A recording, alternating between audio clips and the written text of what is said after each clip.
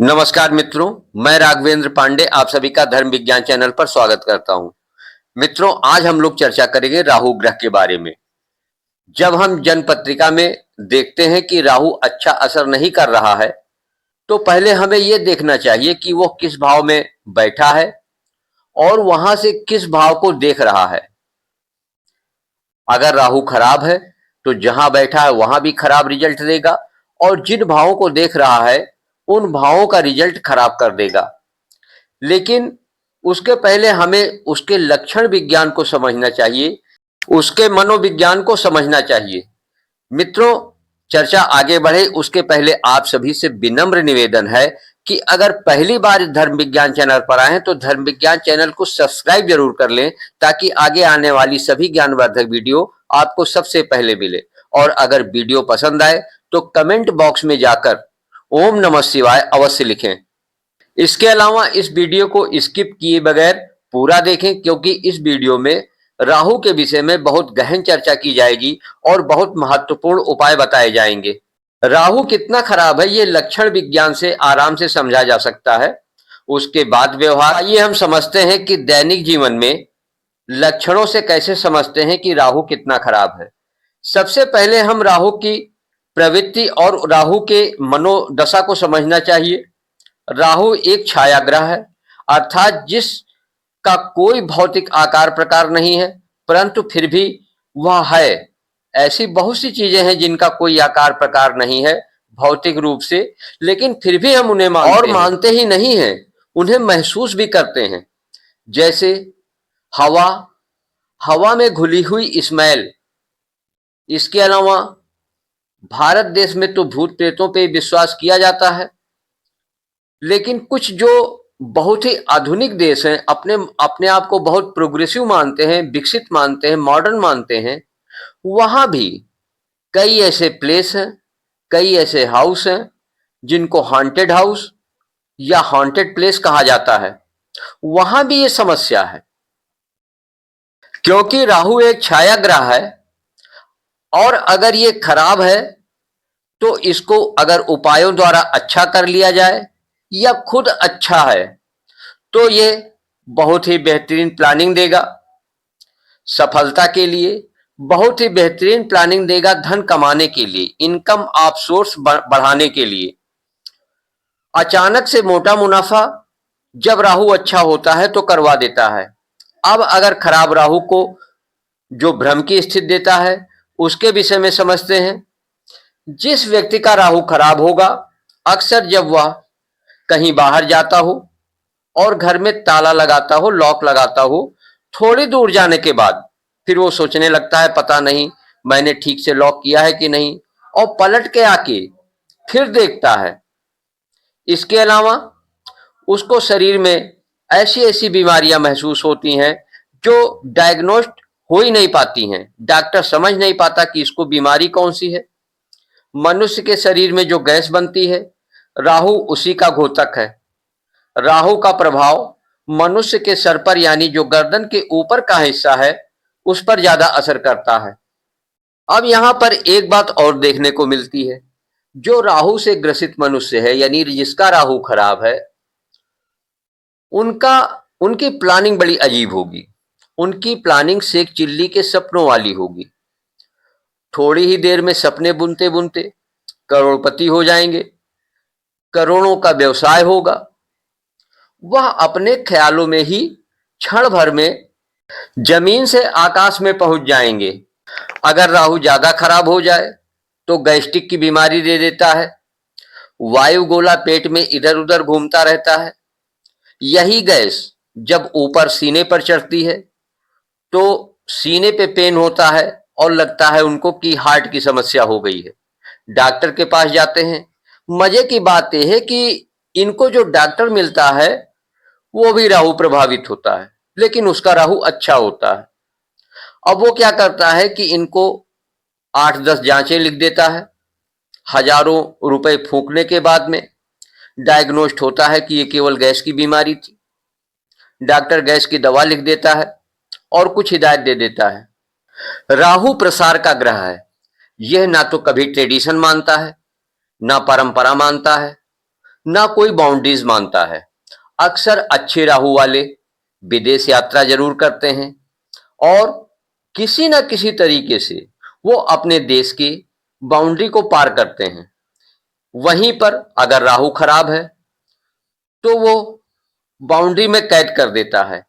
वो ऐसे कोई कहीं किसी दो आदमियों के झगड़े में खड़ा तमाशा देख रहा था, नाम उसका भी आ गया। कहीं जुआ हो रहा था, वो केवल खड़ा देख रहा था, पुलिस आई उसको भी पकड़ ले गई। अब उसको जेल में बंद कर दिया। उसने कोई अपराध नहीं किया लेकिन फिर भी जेल में बंद। राहु को बाउंड्री की कैद मिल गई, यानी जेल की कैद मिल गई। ये है इसके अलावा जो हमारा सोशल मीडिया है, व्हाट्सएप है, फेसबुक है, इंस्टाग्राम है, हम अपने आसपास के लोगों को इन्हीं में से देख सकते हैं कि किसका राहु अच्छा है, किसका खराब है। जिन लोगों का राहु खराब है वो इन प्लेटफॉर्म पर केवल अपना समय बर्बाद करते हैं, आधी आधी रात तक मोबाइल में लगे रहते हैं, नींद खराब करते हैं और फिर और भी तमाम तरीके की अस्वस्थता उनके शरीर को प्राप्त होती है, उनका शरीर अस्वस्थ होता है।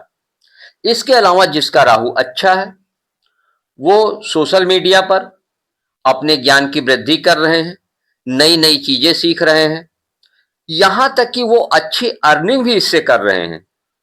तो ये खराब राहु और अच्छे राहु में अंतर है। जैसा कि हमने बताया कि राहु प्रसार का ग्रह, जिसके पास जितनी क्राउड, जिसके पास जितनी पब्लिक, वो उतना ही अच्छा राहु वाला। फिर वो चाहे सोशल मीडिया पर हो या नेता नगरी में हो। अगर विद्यार्थियों का राहु खराब है तो उन्हें किस क्षेत्र में जाना है यह जल्दी डिसाइड नहीं कर पाते। पढ़ाई इंजीनियरिंग की करते हैं, फील्ड कोई और चुनते हैं, या पढ़ाई मेडिकल की करते हैं, फील्ड कोई और चुनते हैं। किसी एक विषय की स्टडी के लिए 3-4 राइटर की बुक खरीद लेंगे, जबकि सभी बुक में सेम कॉन्सेप्ट सभी बुक में है। इस तरह अगर राहु को जीवन में पड़ने वाले प्रभावों की व्याख्या की जाए तो वीडियो बहुत लंबी हो जाएगी, परंतु सही ढंग से समझने के लिए यह चर्चा जरूरी थी। आइए अब समझते हैं कि राहु को अपने जीवन में सकारात्मक कैसे बनाएं। आइए समझते हैं कि राहु को अपने जीवन में सकारात्मक कैसे बनाएं। सबसे पहले यह देखना चाहिए कि राहु अपने खराब रिजल्ट किस घर में बैठकर दे रहा है अथवा किस भाव पर दृष्टि पड़ने से खराब रिजल्ट मिल रहा है। यह आप अपनी कुंडली को किसी अच्छे ज्योतिषाचार्य, किसी अच्छे एस्ट्रोलॉजर को दिखाकर समझ सकते हैं। फिर भी मैं 12वें घर के राहु के विषय में कुछ जनरल रेमेडीज बता रहा हूं, उन्हें अवश्य अपनाना चाहिए। लेकिन सबसे पहले जो सावधानियां बरतनी चाहिए उसके विषय में हम चर्चा करते हैं। जिनका राहु खराब हो उन्हें कुछ एक विशेष सावधानियां अपने जीवन में अपनानी चाहिए। हफ्ते में 2-3 दिन अपने रसोई में बैठ के भोजन करना चाहिए। बिस्तर पर भूलकर भी भोजन ना करें। फ्रेश होने के लिए जब वॉशरूम जाएं, कभी अपना मोबाइल ना ले जाएं। अगर राहु ज्यादा खराब है तो वहां पर बुध की रेमेडीज करनी चाहिए, बुध के उपाय करने चाहिए। और बुध का सबसे बड़ा अच्छा उपाय है पन्ना रत्न धारण करना। पन्ना रत्न सोने या चांदी किसी में बनवाकर पहना जा सकता है बुधवार के दिन, लेकिन यह किसी अच्छे ज्योतिषाचार्य से परामर्श ले लेना चाहिए और किसी अच्छे प्रतिष्ठान से जहां आपका विश्वास हो वहां से इसे खरीदना चाहिए। अब जो लोग इतना पैसा नहीं खर्च कर सकते हैं उनके लिए कुछ साधारण रेमेडीज हैं, इसको बड़े ध्यान से समझिए। यदि राहु पहले भाव यानी आपके लग्न में हो तो चांदी की ठोस गोली सदैव अपने पास रखनी चाहिए। यदि राहु खाना नंबर 2 अर्थात दूसरे भाव में हो तो 2 रंग का कंबल, जिस कंबल का 2 तरीके का रंग हो, उसको दान करना चाहिए। यदि राहु तीसरे भाव में हो तो चने की दाल को बहते जल में प्रवाहित करें और इसकी मात्रा 400 ग्राम होगी। यदि राहु खाना नंबर 4 में हो तो चांदी की डिब्बी में शहद भरकर घर के बाहर जमीन में दबा देनी चाहिए। यदि राहु 5वें भाव में हो तो चांदी का ठोस हाथी घर में रखें, वजन इसका आपकी जेब पर निर्भर करता है, कितने वजन का होगा ये आपकी जेब पर निर्भर करता है। यदि राहु खाना नंबर 6 में हो तो बहन और बेटी की सेवा करें। जो स्ट्रीट डॉग हैं, आवारा कुत्ते हैं, उनको कुछ ना कुछ खाने को जरूर दें। यदि राहु 7वें भाव में हो तो लोहे की गोली को लाल रंग से रंग कर अपने पास रखें। यदि राहु 8वें घर में हो तो 8 तांबे के सिक्के बहते जल में प्रवाहित करें। यदि 9वें भाव में राहु हो तो 400 ग्राम चने की दाल बहते जल में प्रवाहित करें और 4 चांदी की ईंटें अपने घर में कहीं शुभ स्थान पर रखें।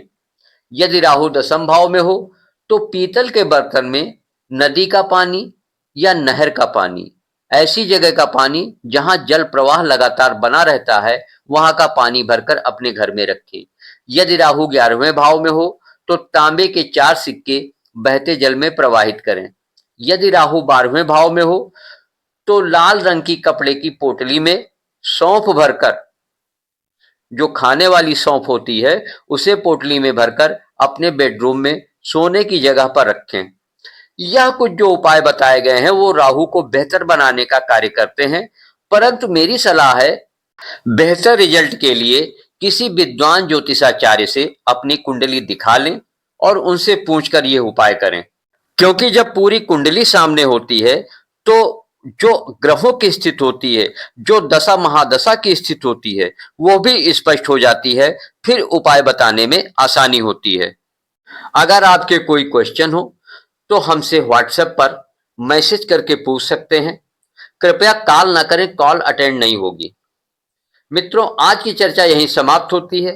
मिलते हैं फिर अगले ज्ञानवर्धक वीडियो में। तब तक के लिए नमस्कार।